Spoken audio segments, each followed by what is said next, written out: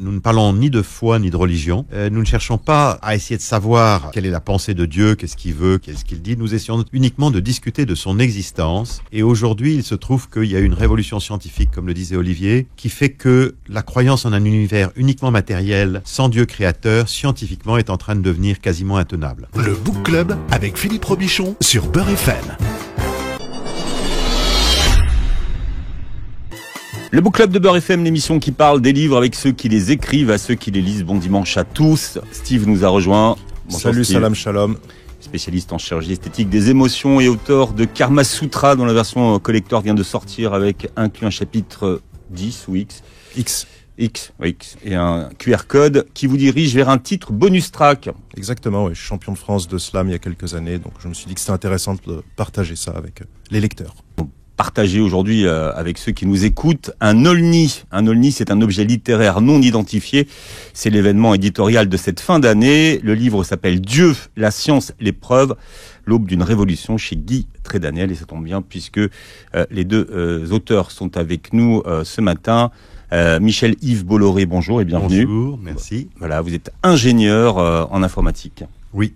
Et co-auteur de ce livre. Et puis Olivier Bonassi est avec nous. Bonjour Olivier. Bonjour aussi. Bienvenue, vous êtes polytechnicien. Et vous êtes fondateur du Centre international Marie de Nazareth et d'Aletheia. Est-ce qu'on prononce comme ça? Oui, c'est ça. Voilà. À quel genre votre livre appartient-il? C'est quoi? C'est un livre d'enquête? Oui, c'est une enquête, c'est exactement ça. C'est une enquête sur une question que tout le monde se pose, une question sur laquelle les Français sont partagés. C'est-à-dire aujourd'hui, on voit qu'il y a un sondage qui est sorti il n'y a pas longtemps, 51% des Français ne croient plus en Dieu. C'est incroyable.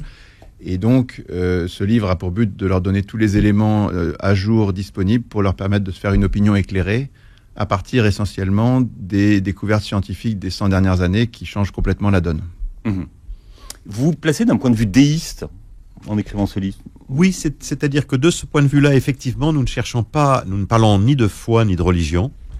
Nous ne cherchons pas à essayer de savoir quelle est la pensée de Dieu, qu'est-ce qu'il veut, qu'est-ce qu'il dit. Nous essayons uniquement de discuter de son existence. Et aujourd'hui, il se trouve qu'il y a une révolution scientifique, comme le disait Olivier, qui fait que la croyance en un univers uniquement matériel, sans Dieu créateur, scientifiquement, est en train de devenir quasiment intenable. Alors, si on veut résumer les choses, on peut dire que, à de très rares exceptions, dans tous les temps, dans le passé, dans tous les temps, sur tous les continents et dans tous les siècles, les gens ont cru en Dieu parce que ça leur paraissait évident quand on contemple l'univers, quand on voit simplement qu'il existe, qu'il y a forcément un créateur, quand on voit sa beauté, son harmonie, son ordre. Et puis il y avait quantité de miracles, d'apparitions, de témoignages, de rencontres avec Dieu, de tas de choses qui faisaient que les gens se disaient Dieu existe, et c'était à peu près admis jusqu'au XVIe siècle, où la science... C'est-à-dire que tout le monde croyait à ce moment-là. Oui, alors les religions étaient différentes bien sûr, mais personne ne remettait en cause, à de très rares exceptions près, le fait qu'il y avait un Dieu. Sur qui était Dieu, il y avait des discussions, mais qu'il y ait un Dieu à l'origine de tout ça, tout le monde était d'accord. Sauf qu'à un moment, la science est arrivée à partir de Copernic jusqu'à Freud, en passant par Darwin, Galilée, Laplace, tout ça. Et à chaque fois que la science avançait, on avait l'impression que la religion était sur la défensive, que l'idée de Dieu n'était pas nécessaire, était même une hypothèse dont on n'avait pas besoin. Et ce courant scientiste a produit un matérialisme nouveau, qu'on n'avait jamais vu sur la surface de la Terre avant, en Occident essentiellement, à travers la science. Et donc, le matérialisme est devenu très fort à cause de ça, parce que la science avait un prestige très important. Mais tout a changé au début du XXe siècle, parce que toute une série de découvertes vont complètement dans l'autre sens, et c'est ça qu'on publie dans ce livre, qu'on raconte dans ce livre. D'ailleurs, dans ce mouvement la matérialiste, on voit qu'il y a eu des gens qui ont été considérés comme c'était les conspirationnistes de l'époque. Il y avait Pulkovo, il y avait Perepelkin, il y avait ça a été très très dur pour eux. Je ne connais pas. Il y a eu des gens qui ont été assassinés carrément pour leur croyance. Vous parlez des scientifiques, au moment dont nous parlons. Effectivement, nous avons consacré un chapitre qui est très très amusant, qui est très passionnant, vraiment qui est comme un roman noir, et qu'on a appelé le roman noir du Big Bang. Exactement. C'est-à-dire que les scientifiques, les premiers spécialement en URSS, parce qu'il y avait énormément de savants très très brillants, et en Allemagne, tous ceux qui ont cru à l'expansion de l'univers, et l'expansion de l'univers posait un problème, parce que si l'univers était en expansion, ça veut dire qu'il y a un début et une fin, et quand il y a un début et une fin, ça veut dire qu'il y a un Dieu qui existe. Eh bien, ces savants-là, ils ont été, alors qu'ils ne font que de la science, et qu'ils étaient tout à fait gentils, innocents, et qui ne faisaient pas de politique, ces gens-là, on les a fusillés, on les a déportés, on les a envoyés dans des camps de concentration pour s'en débarrasser, parce qu'ils étaient extrêmement gênants pour les régimes matérialistes qui étaient à l'époque le régime de l'Union soviétique, bien sûr, et puis aussi le régime de le national-socialisme en Allemagne. Hitler, après aussi, il y a eu tout un pan que vous décrivez très bien. Tout à fait. Il y avait une cosmologie même, il y avait une cosmologie du régime national-socialiste nazi.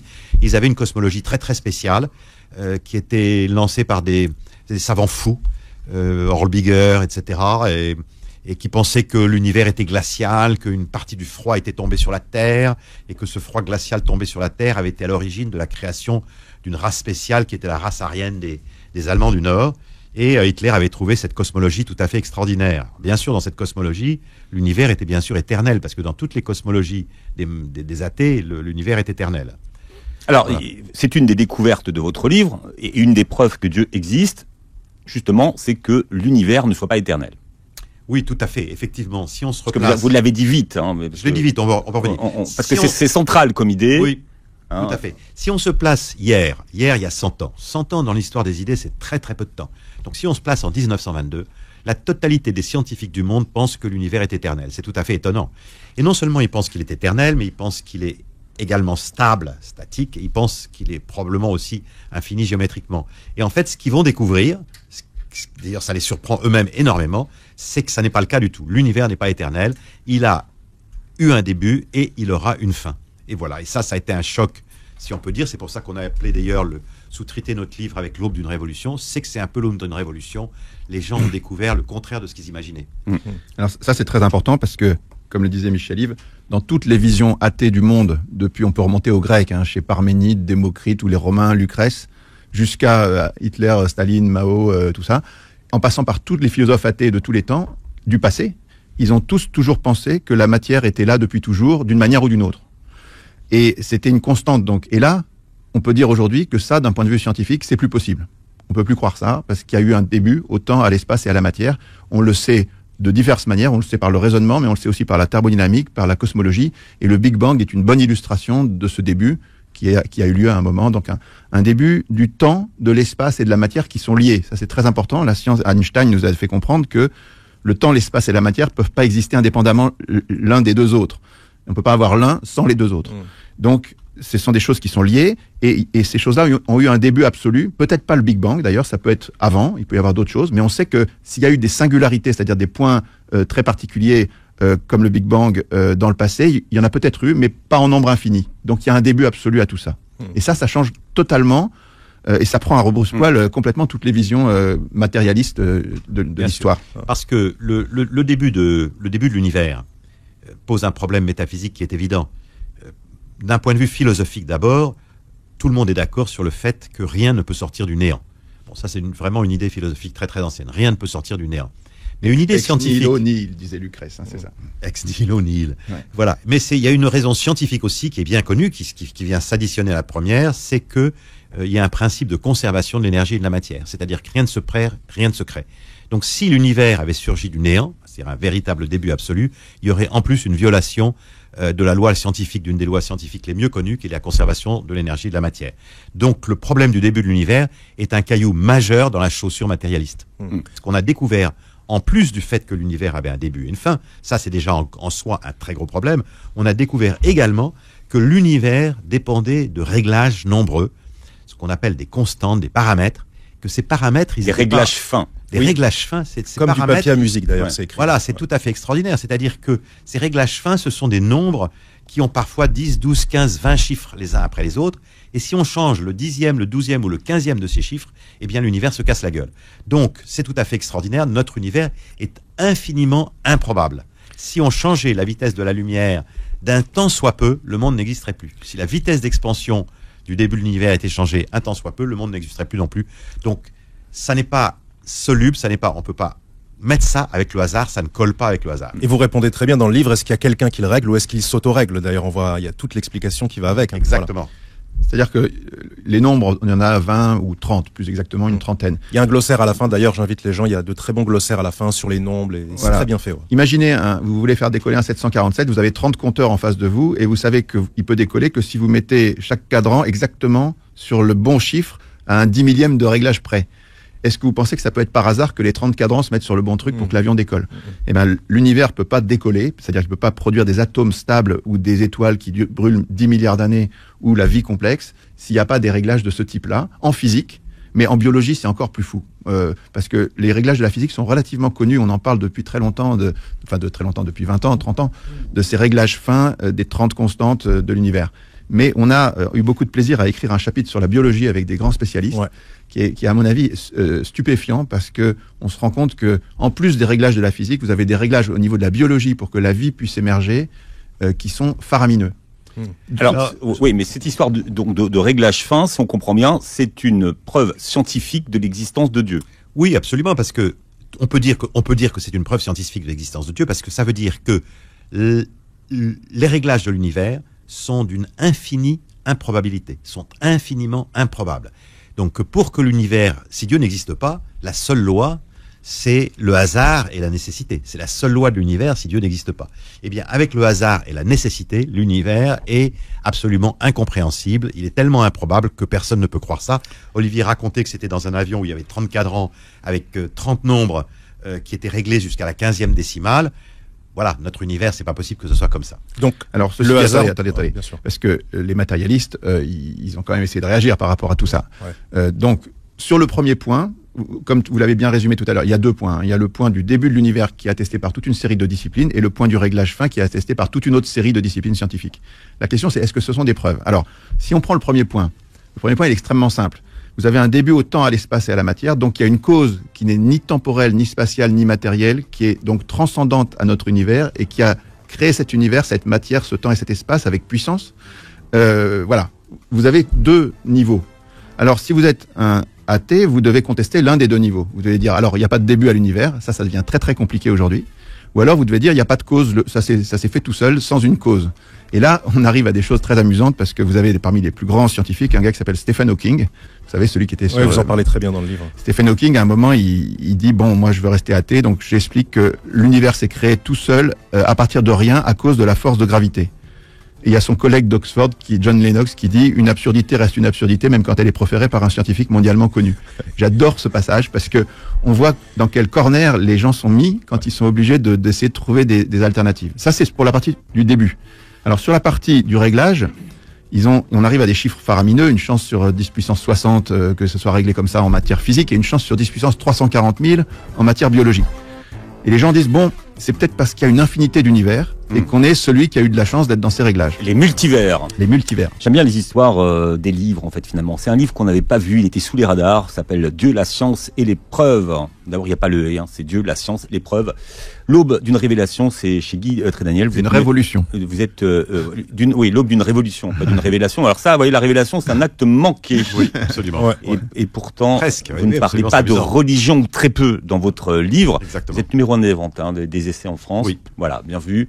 Pour tous ceux qui n'ont pas cru à votre projet, Dieu se vend finalement. Et dans votre livre, vous donnez les preuves scientifiques de l'existence de Dieu. Est-ce qu'aujourd'hui, les religions, ça les intéresse de savoir qu'on peut prouver l'existence de Dieu scientifiquement, ou alors ça les arrange pas du tout? Écoutez, moi je pense qu'effectivement, je pense que ce livre-là, il plaira, je pense il intéressera et il plaira d'abord aux grandes religions en France, les chrétiens, les musulmans, les juifs, mais je pense qu'il intéressera également quand même les gens qui sont, si je puis dire, entre les deux, parce qu'évidemment vous avez des athées qui sont mordicus, convaincus et acharnés, mais vous avez quand même une catégorie de gens importante qui sont un peu des agnostiques, qui savent pas, qui se posent la question. Et la question de l'existence de Dieu, elle est intéressante parce que si vous voulez, elle est importante en elle-même, mais elle est connexe à une autre question qui intéresse tout le monde, c'est y a-t-il une vie après cette vie? Voilà. Et il est clair qu'il n'y a pas de vie après cette vie si Dieu n'existe pas, si nous sommes tous de la matière, c'est-à-dire qu'on est des animaux évolués, à la limite que des très gros moustiques, si vous voulez, il n'y a pas de vie après cette vie. Donc, la question de l'existence de Dieu, finalement, elle intéresse aussi pas mal d'agnostiques. Et donc, nous sommes heureux de voir qu'effectivement, le livre intéresse les gens. Et au fond, finalement, je pense qu'il y aura beaucoup de gens qui seront contents de savoir que la science est en train, le balancier de la science est en train de partir dans le sens de l'existence de Dieu. En fait, vous posiez la question par rapport aux religions. On a eu des dialogues avec un philosophe très connu en France qui nous a dit que si on pouvait prouver Dieu, ça serait la mort des religions. C'est Luc Ferry, pour ne pas le nommer, qui venait parler de Jésus, qui a dit que si on pouvait prouver l'existence de Dieu, ça serait depuis bien longtemps. Alors, ce principe est faux pour plein de raisons. La première raison, c'est que 100% des choses qui ont été prouvées un jour, avant d'être prouvées, elles n'étaient pas prouvées. Donc ça marche pas. Et puis deuxième chose, qu'on puisse prouver Dieu, on le sait depuis Aristote, Saint Thomas, il y a eu des tonnes de penseurs qui l'ont dit. Enfin vraiment, ça existe dans le paysage. Hein, et il y a des milliards de gens qui croient ça. Alors, sa thèse, c'était si on pouvait prouver Dieu, ça serait la mort des religions. Mais j'arrive pas à comprendre parce que si on peut prouver Dieu, ça conforte les religions, bien au contraire, évidemment. Et les religions, après, elles doivent se déterminer pour dire qui est Dieu. Mais ça, c'est une deuxième question. C'est pas la même chose. La foi, c'est croire sans voir. Pas du tout. Pas du tout. Si j'ai foi en vous, ça veut dire que j'ai confiance en vous, j'adhère à vous, je suis prêt à mettre ma confiance en vous. Mais je peux pas avoir foi en vous si vous n'existez pas, si je sais pas avant que vous existiez. Si vous voyez ce que je veux dire? Si vous avez foi en votre femme, c'est parce que vous avez de bonnes raisons de croire qu'elle vous aime, que vous êtes en lien. Mais vous pouvez pas avoir foi en quelqu'un qui n'existe pas.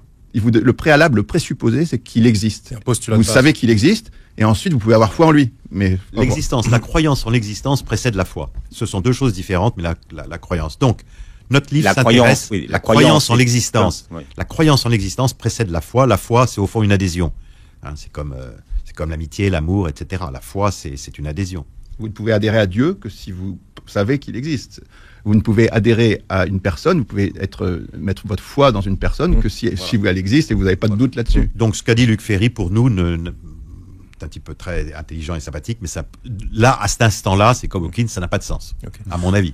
On oppose souvent la science et la religion. Et est-ce qu'il y a beaucoup de scientifiques qui sont croyants? Parce que justement, on se dit il y a deux camps complètement séparés, cloisonnés.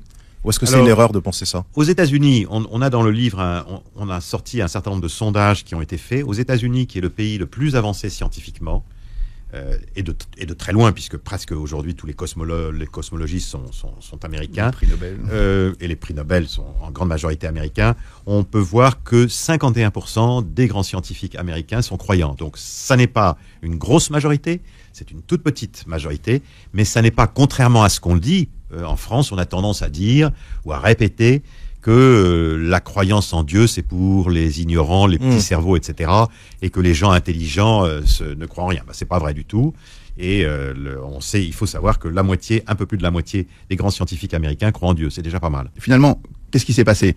Vous aviez dans l'Antiquité des grands empires. Vous aviez l'Égypte, la Mésopotamie, les Perses, les Grecs, les Romains, tout ça. Ils avaient tous des savants, des astronomes, des bibliothèques, une vie intellectuelle intense. Et puis arrive un gars qui s'appelle Abraham, qui est en fait un bédouin, qui a des troupeaux. Et puis voilà, derrière Moïse, tout ça. Et c'est des gens qui sont juste des bergers. Et tout d'un coup, ils disent que eux, ils ont une révélation. Et ils disent, attendez, vous croyez tous qu'au ciel, il y a des dieux nombreux, divers, avec des têtes de chameaux qui se battent les uns avec les autres avec des histoires pas possibles. En fait, tout ça, c'est pas vrai. Vous avez le vrai Dieu, il est transcendant, il a tout créé à partir de rien, il a fait l'univers avec un début, une fin, et il s'use. Et puis vous croyez que les hommes, parmi les hommes autour de vous, vous avez des gens qui sont des demi-dieux, d'autres des héros, d'autres des sous-hommes, des esclaves, et puis voilà. Tout ça, c'est pas vrai, on est tous fils d'Adam, on est tous au même niveau. Et puis dans la nature, vous pensez qu'il y a des sources, des forêts, des morceaux de bois dans lesquels il y a des dieux. Tout ça, c'est pas vrai, c'est de l'idolâtrie, ça n'existe pas. La nature, c'est la nature. Et puis au ciel, vous avez le soleil et la lune. C'est deux lampadaires, en fait. Vous croyez tous que c'est des dieux, c'est pas des dieux. Mais toutes les civilisations on a mis un tableau dans le livre, il est très bien où vous avez le nom que chaque civilisation a donné comme Dieu au soleil et à la lune. Ouais. Et les Hébreux disent non, ça c'est juste des lampadaires pour éclairer. Comment ces gens-là ont eu cette révélation? Enfin, ces vérités-là qu'ils ont affirmées contre toutes les autres civilisations qui étaient bien plus prestigieuses qu'eux, ils ont affirmé ça. En fait, c'est eux qui avaient raison sur tout. Alors, comment ils ont fait ce strike-là? Comment ils ont coché toutes les bonnes cases? À partir de quoi? Explication A, les Hébreux disent, nous, on a un Dieu qui s'est révélé à nous.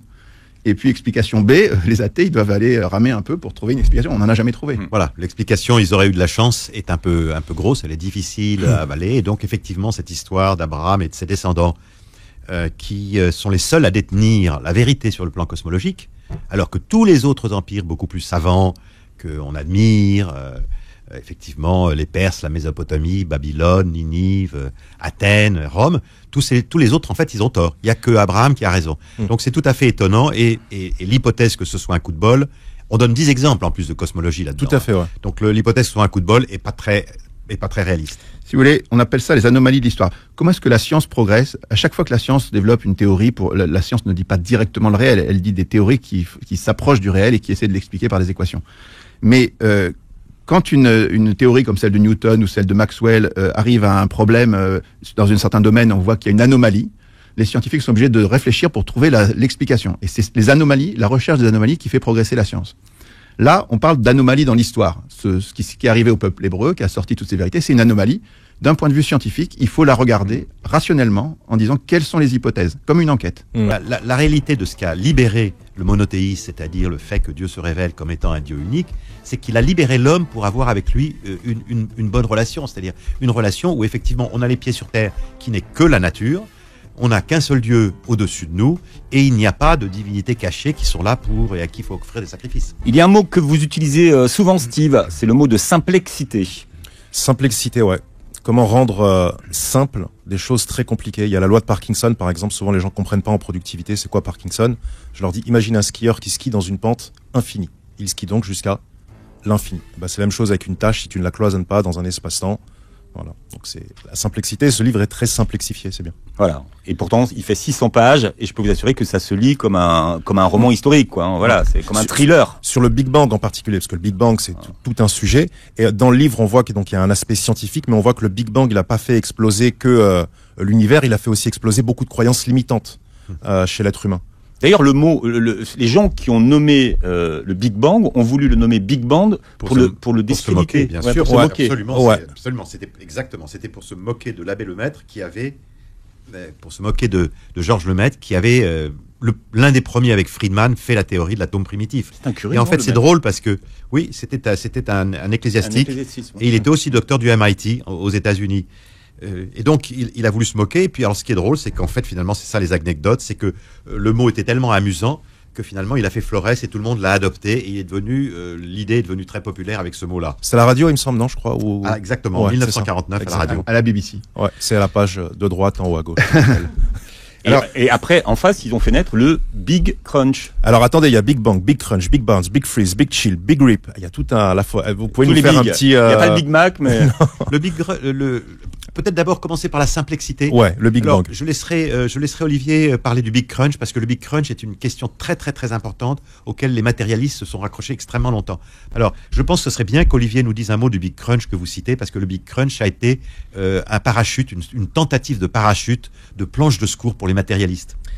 Oui, tout à fait. Alors, juste un petit mot quand même, au niveau de l'exactitude, on a fait relire ce livre par pas mal de grands scientifiques, dont un qui est assez extraordinaire puisque c'est le prix Nobel de physique qui a été récompensé pour la découverte de l'écho du Big Bang, Robert Wilson. C'est un monstre, enfin c'est quelqu'un énorme qui a eu la bonté de relire le livre et qui l'a préfacé en plus. Et qui a fait une préface dans laquelle il dit, sur le plan scientifique, c'est parfaitement exact, et il dit quelque chose de très beau, il dit, moi quand j'étais jeune, pour nous les scientifiques, la question déjà du commencement ne se posait pas d'un point de vue scientifique, on pouvait pas la traiter, et puis on avait le sentiment que l'univers était toujours là, éternel, infini, stable. Et j'ai fait cette découverte de l'écho du Big Bang qui démontre que le Big Bang est vrai, parce que c'est vraiment quelque chose de très, très puissant, parce qu'il y avait eu les équations d'Einstein qui avaient été utilisées par Friedman, Lemaitre, Gamow, et ils avaient prédit que si c'était vrai, il y aurait eu 380 000 ans après le Big Bang un rayonnement de corps noirs, c'est-à-dire un rayonnement de chaleur, qui était à 3000 degrés à l'époque, puisque l'univers était 1000 fois plus grand, il aurait été divisé par 1000 et vers 3 degrés. On l'a mesuré à 2,72548 aujourd'hui, vous voyez.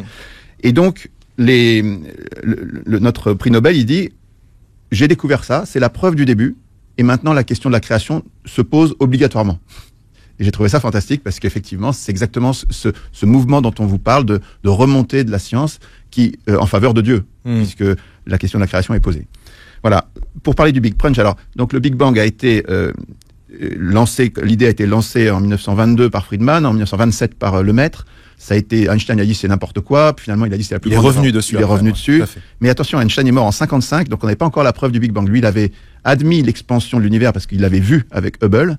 Mais le Big Bang, ça paraissait tellement fou. Vous vous rendez compte que tout l'univers se rassemblait dans un point 10 milliards de fois plus petit qu'un atome d'hydrogène.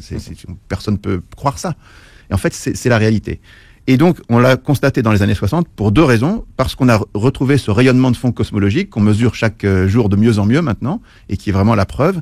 Et puis, il y a une deuxième chose, c'est que selon les équations, dans les 3 premières minutes de l'univers, on avait formé tous les atomes d'hydrogène, quelques atomes d'hélium et des traces de lithium, beryllium et deutérium.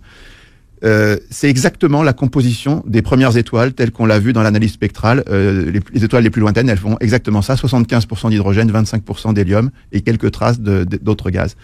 Et donc, les gens se sont dit, waouh, ces deux confirmations-là ont emporté complètement la conviction, sauf des idéologues qui voulaient encore absolument pas. Mais globalement, les scientifiques sont tous d'accord. Sauf que les matérialistes ont dit, OK, on peut plus nier qu'il y a eu un Big Bang, mais ce qui a dû se passer, c'est que la force de gravité va faire que ça va redevenir un Big Crunch, et puis il doit y avoir des Big Bang, des Big Crunch comme ça, sans cesse, depuis toujours. Explique ce que de manière, explique-le. le Big Crunch, c'est que après avoir une phase d'expansion, l'univers aurait une phase inverse, qui ferait que tout serait en train de se concentrer en un point, qui deviendrait une sorte de trou noir énorme, et que tout se terminerait là, pour peut-être rebondir en un nouveau Big Bang. Ok. Eh ben ça, c'était à peu près la croyance de tout le monde. Il y avait une densité critique de l'univers au-dessus de laquelle l'expansion était ralentie et donc terminée en Big Crunch. Donc on se demandait. Mais en fait, la surprise des scientifiques, c'est que en 1998, une observation de Perlmutter, Schmidt et Riess, qui ont eu le prix Nobel pour ça, constate que non, il n'y a pas de ralentissement de l'expansion. Il y a au contraire une accélération de l'expansion. Alors ça s'explique par les équations. Il y a 3 termes. Je ne vais pas rentrer trop dans les détails, mais ça veut dire simplement que les 2 termes de la constante de Hubble qui décroissent avec le rayon de l'univers sont en train de descendre, et la constante cosmologique qui reste, qui est la seule chose stable, elle est positive, et donc dans ces cas-là, l'expansion est sans cesse accélérée. Donc aujourd'hui, c'est vers ça qu'on va, un univers qui va... Il n'y a pas de retour en arrière. Le Big Crunch, ce serait un retour en arrière. C'est un peu si vous faites exploser quelque chose, un feu d'artifice, un obus, ça monte vers le ciel, et puis ça ralentit, et ensuite, sous la force de la gravité, ça retombe en bas, et alors ça aurait pu réexploser, et il y aurait eu une série indéfinie de Big Bang et de Big Crunch, et donc ça réglait le problème de l'origine de l'univers, il n'y en avait plus. Un peu comme les multivers, vous faites un chapitre d'ailleurs sur les multivers. Sauf que maintenant, on sait aujourd'hui qu'il n'y a pas de Big Crunch, et donc on ne peut plus éviter le problème du début de l'univers. Alors moi, j'aimerais juste, à ce moment de l'émission, que vous rappeliez à tous ceux qui nous écoutent, quelles sont les preuves scientifiques irréfutables de l'existence de Dieu aujourd'hui? Alors, les preuves scientifiques irréfutables peuvent être résumées en 2 preuves. Une qui a un début absolu au temps, à l'espace et à la matière, et une deuxième qui est que le réglage des constantes initiales, des données initiales de l'univers et des lois de la physique et de la biologie est totalement hallucinant et peut difficilement s'expliquer en dehors d'un réglage par une intelligence et une volonté. Et c'est très important parce qu'à une époque, on pensait qu'on pouvait aller à une vitesse infinie. La réponse d'Einstein, c'est non, on ne peut pas dépasser la vitesse de la lumière. À une époque, on pensait qu'on pouvait diviser un segment de manière infinie, en 2, en 4, en 8, en tout ça, et sans jamais s'arrêter, arriver à... En fait, la réponse des physiciens, c'est non. À bout d'un moment, il y a des quantas qui sont des parcelles de matière qu'on ne peut pas aller en dessous. À un moment, on pensait qu'on pouvait aller un temps infini dans le passé. Eh bien, la réponse est non. Et alors là, elle vient de loin, elle vient de la science, par la thermodynamique, la cosmologie et le Big Bang. Mais avant même, il y avait des penseurs musulmans en particulier, mais Aristote et les grands... même Aristote pensait que l'univers était éternel. Et puis, vers le 6e siècle, il y a un commentateur d'Aristote qui s'appelle Philopon, qui dit non, en fait, quand on réfléchit bien, c'est pas possible, un infini dans le passé. Et cette idée-là, elle est reprise par les penseurs musulmans, qui sont Al-Ghazali et Al-Kindi, et puis Saint Bonaventure, au Moyen-Âge, et tous ces gens-là disent non, réfléchissez 2 minutes. Si vous comptez à partir de maintenant, 1, 2, 3, 4, 5, et que vous vous arrêtez jamais, vous allez vers l'infini, mais ça restera toujours un infini potentiel. Ce sera jamais un infini actuel, un infini réel. Vous atteindrez jamais l'infini. Mais pour la même raison qu'en partant de maintenant, vous pouvez jamais atteindre l'infini, vous pouvez pas partir de l'infini et atteindre maintenant. Ça serait comme sauter d'un puits sans fond, c'est pas possible. Donc, ça avait été vu dès le Moyen-Âge, je vous dis, par tous ces gens-là. Et on appelle ça, c'est pour ça, la preuve du kalam. C'est un mot qui vient de discussion en arabe. Donc, cette preuve du kalam, elle est très très forte. Et la science vient de là justifier. Voilà. Je rappelle pour les auditeurs, tout ce qui a un commencement a une cause. Or, l'univers a un commencement, donc l'univers a une cause. Exactement. On est d'accord. Voilà. C'est ce qu'il fallait démontrer. Vous expliquez ce que vous appelez une preuve scientifique finalement, hein, parce que vous parlez de preuves. Mais quel genre de preuve vous agrée et qu'est-ce qui fait que vous acceptez telle ou telle preuve plutôt qu'une autre? Alors, écoutez, sur la notion de preuve, il n'existe de preuve véritablement absolue qu'en mathématiques. En mathématiques, il y a des preuves absolues, c'est-à-dire des preuves qui sont vraies il y a 2000 ans, qui seront vraies dans 2000 ans, qui seraient vraies même sur une autre planète et même dans un autre univers. Donc ça, ce sont les preuves mathématiques, elles sont absolues. Dans le réel, il n'y a pas de preuve absolue. En fait, Ce qu'il faut, c'est faire des théories, voir si les théories qu'on fait ont des implications qui sont comparables au monde réel, et voir si elles collent au monde réel ou pas. C'est comme ça qu'on fait, et c'est comme ça qu'on dit que cette théorie est juste ou qu'elle est fausse. Et si les implications sont contraires, eh bien on dit que la théorie est fausse. Appliquons-nous ça à l'inexistence de Dieu. Donc, l'inexistence de Dieu, c'est une théorie, comme une autre. C'est vrai. L'inexistence de Dieu, c'est une théorie. Très bien. Cette théorie, elle a des implications, notamment que l'univers ne peut pas avoir de début ex nihilo. On vient de le dire, on en a longuement parlé. Alors, jusqu'à maintenant, ça servait à rien de savoir que l'univers n'est... Parce que, finalement, on n'avait pas de preuves. Mais maintenant, depuis le XXe siècle, on sait que l'univers a eu un début, et puisqu'il a eu un début, eh bien, c'est que cette implication est fausse. Si l'implication est fausse, eh bien, la théorie est fausse. Donc, la théorie de l'inexistence de Dieu de l'inexistence de Dieu est donc fausse. Voilà comment on peut dire ce qu'est aujourd'hui, à mon avis, une preuve en science réelle. Mais je voudrais revenir un tout petit peu là-dessus, parce que qu'est-ce que c'est qu'une preuve dans le monde réel, dans le langage courant? Une preuve, c'est quand vous êtes devant un tribunal ou dans une enquête de police et vous cherchez des preuves, c'est-à-dire des éléments concrets qui vont infirmer une thèse et confirmer une autre thèse. Je donne toujours l'exemple de, je ne sais pas si vous connaissez le Cluedo, le colonel Moutarde dans le chandelier, avec le chandelier dans la véranda, vous avez des traces de sang sur le chandelier, vous avez des empreintes du gars partout, il y a 3 gars qui l'ont vu et qui témoignent, lui il avoue, et il y a une caméra de vidéosurveillance qui l'a vu. Quand vous avez tout ça, le tribunal il rigole, il dit bon bah les preuves sont là, elles sont toutes là quoi. Et donc le mec est coupable. Mais c'est pas tout à fait vrai, parce que on pourrait tout à fait être dans un gigantesque complot où on a trafiqué les vidéos, les témoins sont des faux témoins, lui, pour une raison X ou Y, il dit... Il a été acheté. Exactement. Donc il n'y a pas de preuve absolue de ce type-là. Mais ce qu'on appelle, nous, dans notre monde des preuves, ce sont ces éléments factuels. Ce sont différentes des évidences mathématiques ou des maths en 3 coups quand vous êtes aux échecs, parce que là, on est dans un univers limité et bien connu. Dans le monde réel, l'univers est complexe, et donc on cherche des éléments qui permettent en accumulation, d'arriver à une vraie certitude. Et ben, c'est exactement à ça qu'on arrive avec Dieu. Alors après, vous pouvez trouver des théories abracadabrantesques absolument folles qu'il n'y aurait pas de début à l'univers, mais franchement, il faut vraiment grimper au rideau. C'est bien très compliqué, quoi. Alors je sais qu'on arrive au bout, c'est dommage, j'avais énormément de questions à vous poser, mais... Nous, on a un seul objet, le livre n'a qu'un seul objet, c'est d'essayer de montrer aux gens qui s'intéressent à cette question qu'aujourd'hui on peut considérer que le matérialisme est une croyance, que c'est devenu une croyance irrationnelle, et que ce qui est rationnel aujourd'hui, ce qui est le bon sens et la normale, c'est de croire qu'il y a un Dieu créateur. Voilà l'objet, c'est déjà beaucoup. Et nous arrêtons là. Voilà, après, un Dieu créateur que vous ne nommez pas d'ailleurs. Non, tout à fait. Non, c'est universel. Là aussi, bien c'est sûr. un autre sujet. Alors, cette question dont on parle de l'existence de Dieu, c'est une question fondamentale au sens premier du terme. C'est-à-dire qu'elle est fondamentale, mais elle est aussi passionnelle, souvent, et nous on demande de la regarder d'un angle rationnel, et vous êtes en général bourré d'a priori sur ces questions-là. Donc, il faudrait qu'on invite les gens à oublier les a priori, à ouvrir le livre et à se confronter aux faits. Et une dernière chose, c'est que cette question, elle paraît aux gens indéterminée, parce qu'il y a beaucoup de gens intelligents qui croient, beaucoup de gens intelligents qui croient pas, beaucoup des gens partout. Comment est-ce que moi, avec mon petit cerveau, je vais pouvoir aller plus loin? Eh ben, Newton disait au Moyen-Âge qu'il avait pu aller plus loin parce qu'il était juché sur les épaules de géants. Eh ben, nous, on est juché sur les épaules de ces géants qui ont fait 100 ans de découvertes. Et grâce à ça, on peut déterminer cette question qui est de moins en moins déterminée et qui, pour nous, est clairement déterminée. Et on invite tout le monde à lire ce livre, parce que vraiment, il y a beaucoup de choses à en tirer. C'est très, très intéressant. Dieu.